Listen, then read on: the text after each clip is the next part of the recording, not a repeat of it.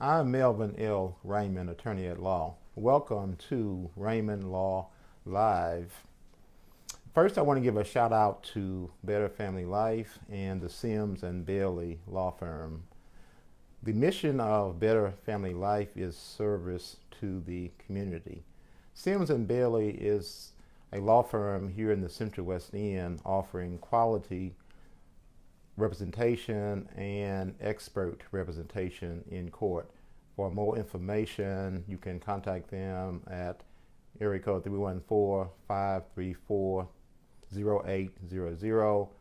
Better Family Life, you can contact them at www.betterfamilylife.org.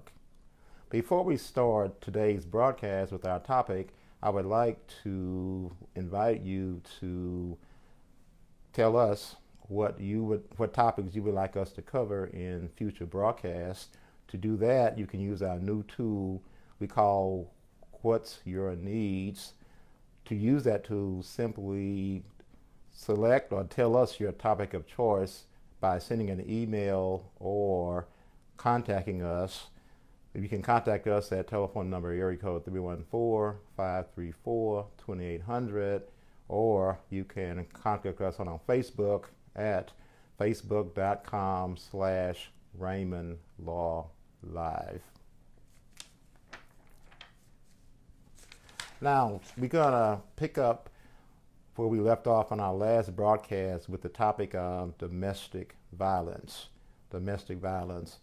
As I mentioned, if you are the victim or you know someone who is the victim of domestic violence, there is something you can do about it.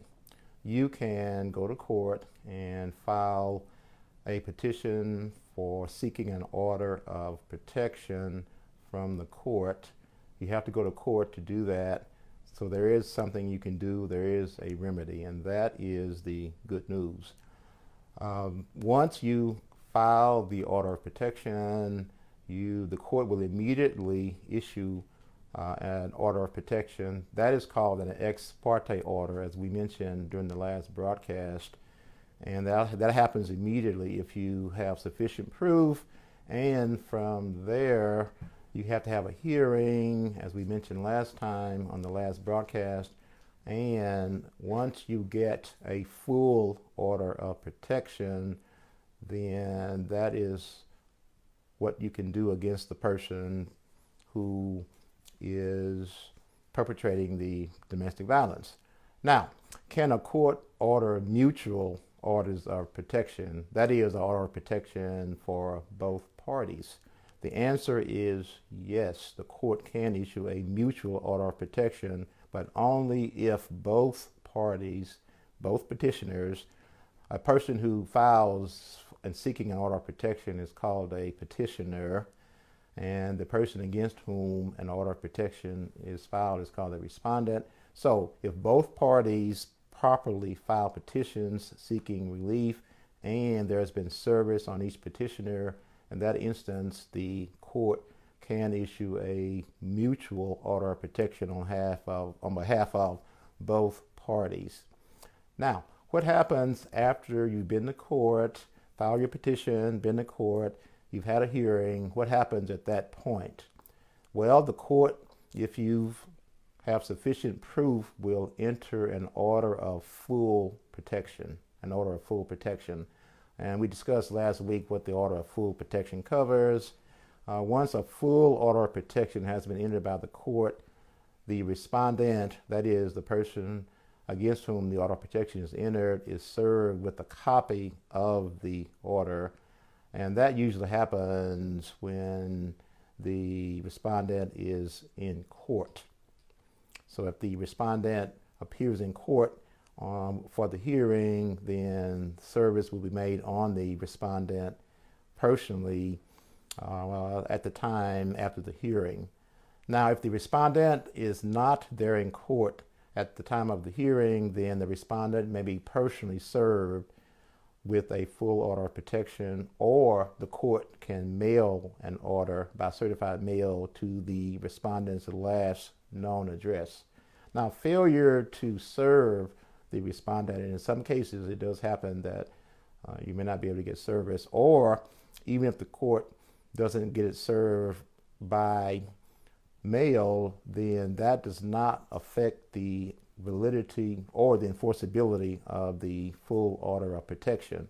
However, no criminal prosecution for violating the order of protection is possible unless the respondent has notice of the full order. Without notice, there would be a denial of due process, and a respondent cannot be criminally prosecuted without full notice. Now, in addition to the respondent, the petitioner, the person filing the order, is also provided with a copy. And thirdly, a copy is sent by the court to the local law enforcement agency where the petitioner resides. We're going to talk in a moment about the local law enforcement agencies and their authority to arrest a respondent who violates an order of protection. Now, is a full order of protection appealable and final? The answer is yes. A person against whom a full order of protection has been rendered can file an appeal if they feel that the court did not have sufficient evidence to support issuing a full order of protection. Now, in order can a full order of protection be modified or changed? The answer is yes. A verified motion must be filed by a party or a guardian ad litem, and a guardian ad litem usually is involved in cases where there are minor children. So the motion can be filed by the petitioner or a guardian ad litem, and in order to get a change in a full order of protection, there must be sufficient change of circumstances to warrant a modification of the order. So in cases of adult orders of protection against adults, then that can be modified upon a showing of sufficient circumstances to warrant a modification. Let's talk a little bit about whether or not a person, or the question arises, can a person be arrested for violating a full order of protection? The answer is yes. There are criminal sanctions for violating certain provisions of a full order of protection. Now, if a law enforcement officer has probable cause to believe that a respondent against whom an order of protection has been entered has committed a violation of the order, then that person may be arrested. Now, what are the provisions that could lead to an arrest of a person who's violated a full order of protection? Those provisions have to relate to abuse, stalking, child custody, or entry upon a petitioner's dwelling unit. In those instances, for violation of those provisions, again, abuse, stalking, child custody, or entry upon a petitioner's dwelling unit, in those instances, there could be an arrest of the respondent. The officer may rely on a copy of the full order of protection which has been provided to the officer under any circumstances in determining what action to take. That is, whether or not he is going to arrest a respondent for violation of the order. It is not required that the officer receive an official copy as sent by the police or sent by the court to the police. I mentioned earlier that the court will send a copy of the full order of protection to the local law enforcement. They do that, but if, for instance, the petitioner or the person that filed for the order of protection has a copy of the order and gives that to the law enforcement officer, i.e. the police officer, then that is sufficient, and the police officer can arrest the person if he has probable cause to believe that the person has violated the order by abusing, stalking, or violating the order as to child custody. Also, a violation of the order as to abuse, stalking, or child custody, or entering upon the petitioner's dwelling unit is a Class A misdemeanor. Unless the respondent there's been a prior violation of the order, and this is the second violation of the order. In that case, if there's a second violation of the initial order, then the violation becomes a Class D felony. So violation of an order of protection is a serious matter. There can be criminal prosecution. A person can go to jail. And if there is more than one violation, a person could be convicted of a felony. Now, that can only happen, of course, if the respondent has actual notice of the full order of protection. If there's no notice, actual notice, or service of the full order, then there can't be a criminal prosecution. The order, however, is still valid. Now, what about provisions of the order of protection not relating to abuse, stalking, child custody, or entering upon a petitioner's dwelling unit? Well, if there is a violation of some other provisions of the full order of protection, such as child support, not child custody, child support, visitation, or maintenance, then in that instance, there cannot be a criminal prosecution. The remedy, if there's a violation of provisions for child support, visitation, or maintenance, etc., would be to bring a civil motion for contempt. And if a respondent is found guilty of a civil motion of contempt, then the court can jail a person for contempt of court by violating an order of protection.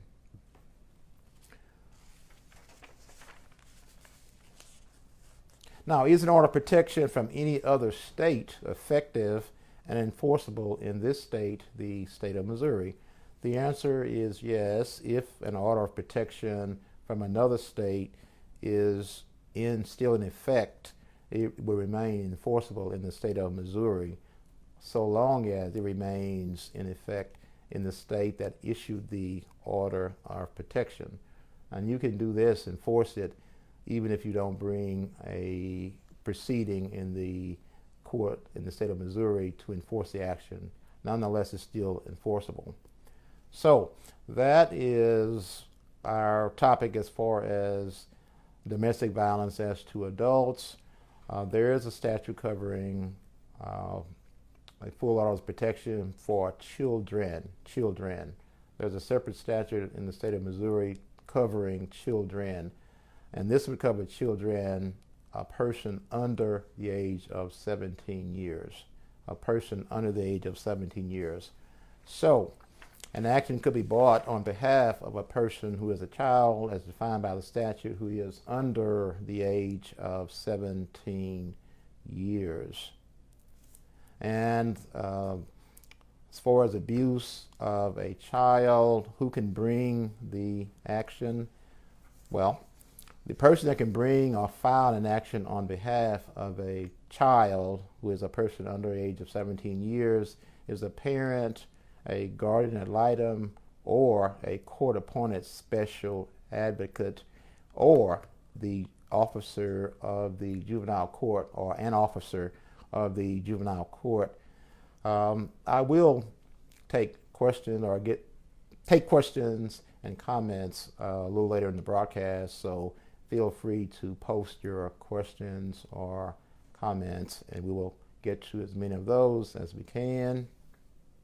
Now, there's certain people who cannot bring an order of protection on behalf of a child, and that would be caretakers and any other relatives, such as a grandparent, an aunt, or an uncle who has no custody order and are not legally eligible. So if you don't have a custody order or the right to custody, then you are not eligible legally to bring a petition to seek an order of protection for a child. As with adults, when you go to court, the clerk can assist you if you're not represented by counsel.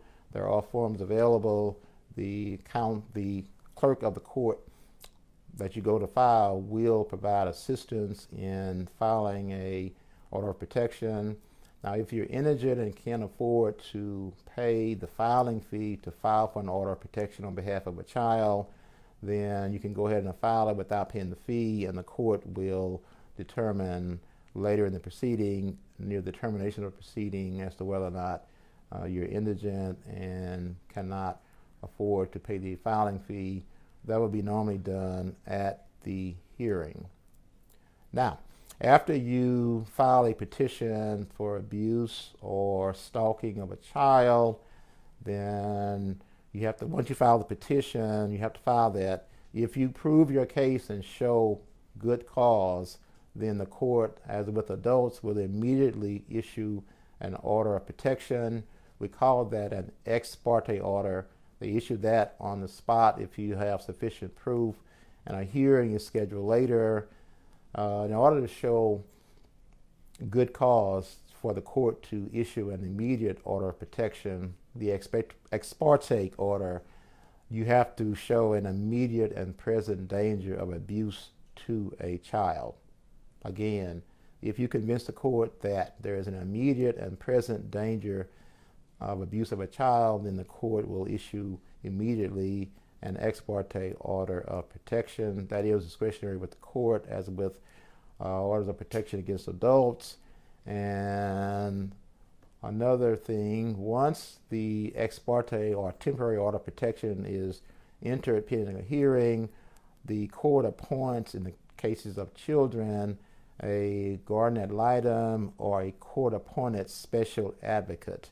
The court has to do that in all cases where petitions are brought on behalf of a child. A guardian ad litem or a court-appointed special advocate for the child represents the child independent of whoever files the petition. The court wants an independent representative to represent the interests of the child in the proceeding.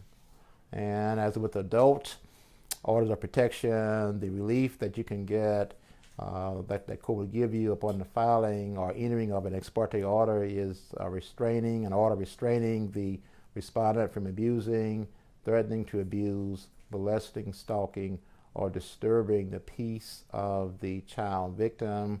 The court can also temporarily restrain the respondent from entering the family home or dwelling unit of the victim, except as specifically authorized by the court. The court can also restrain a respondent from having any contact with the child victim.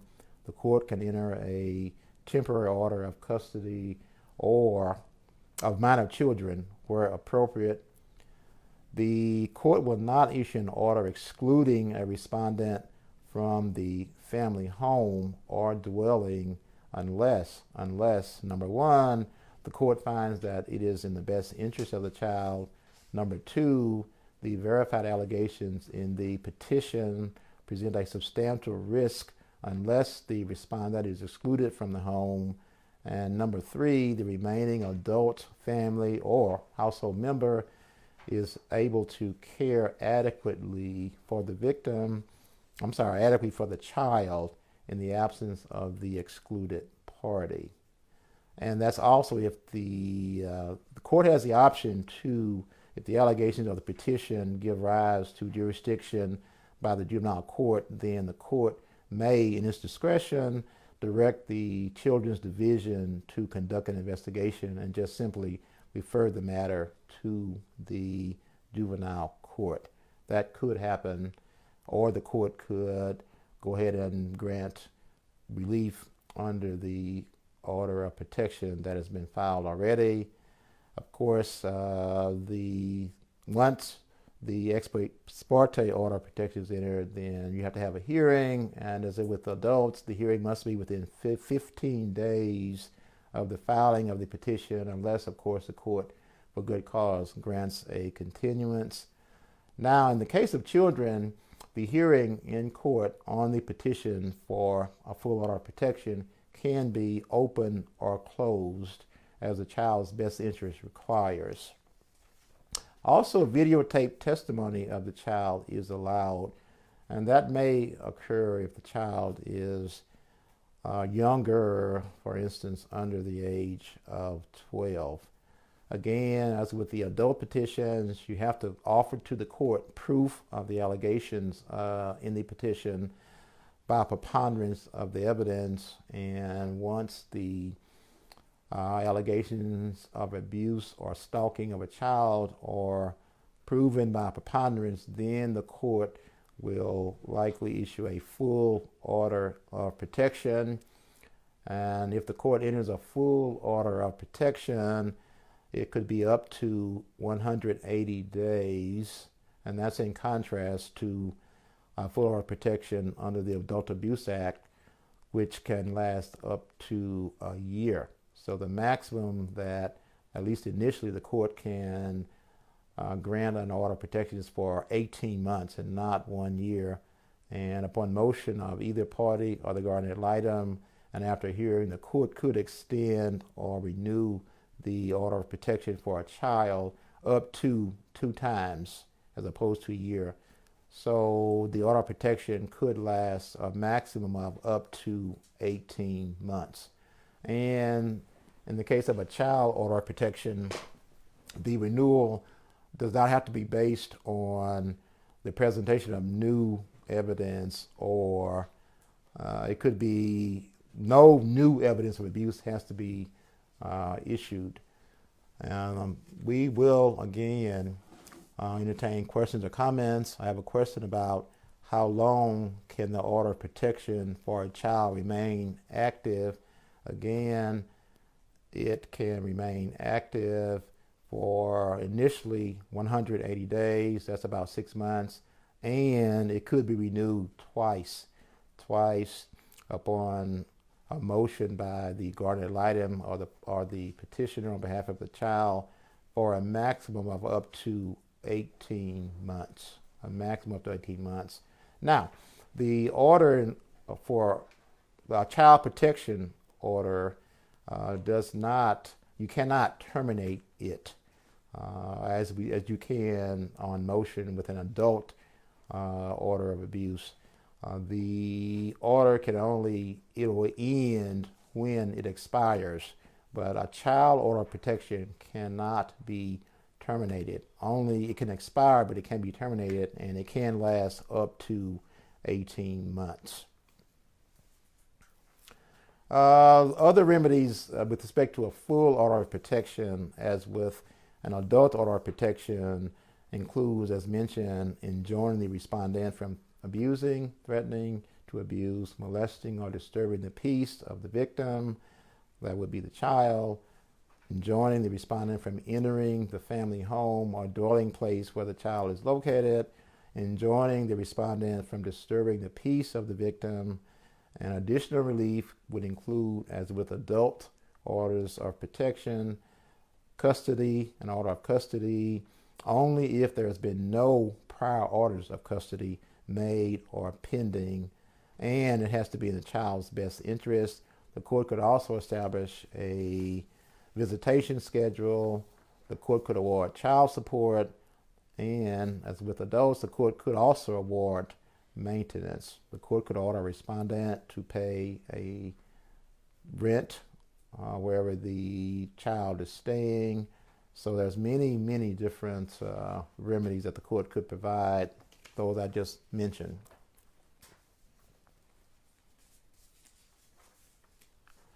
Now let me talk a little bit about whether or not or can a person be arrested for violating a child order of protection. The answer is yes, if a police officer has probable cause to believe that a respondent, that is the person against whom an order of protection has been entered, has committed a violation of the order by abusing or stalking the child. A person cannot be arrested on a child for violating a child order of protection if it relates to visitation. Now, if a respondent refuses to return a child to a person who has been awarded custody of the child, then the court, the police officer with probable cause can arrest the person and also return the child to the person who has been awarded custody. So that is true with both an adult order of protection as well as a child order of protection.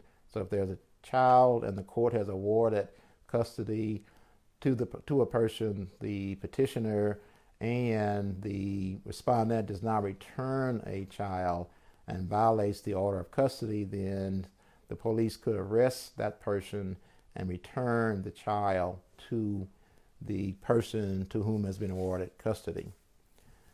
So that is some information which will hopefully be helpful to you, and if you're a victim of domestic violence or there's a child who is the victim of abuse or stalking. In our closing comments, or our closing few minutes, I want to thank all of you who have watched this broadcast live and those who will watch it later for your interaction, and appreciate your time. Also, we want to give a closing shout out to Better Family Life and their constant efforts to be a force of good in our community. For more information, please contact them at area code 314-367-3440, extension 715.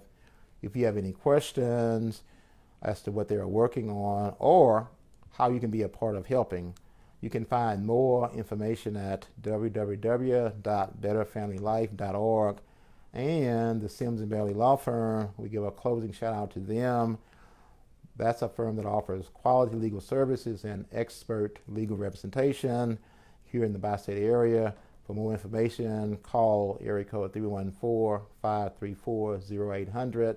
If you have any further questions or comments, or you need representation for yourself or someone else, contact us here at Raymond Law Live. You can call us at the office at area code 314-534-2800, or you can contact us on Facebook. That's facebook.com/Raymond Law Live, or Twitter at Raymond Law Live. Remember, when you fight, know your rights.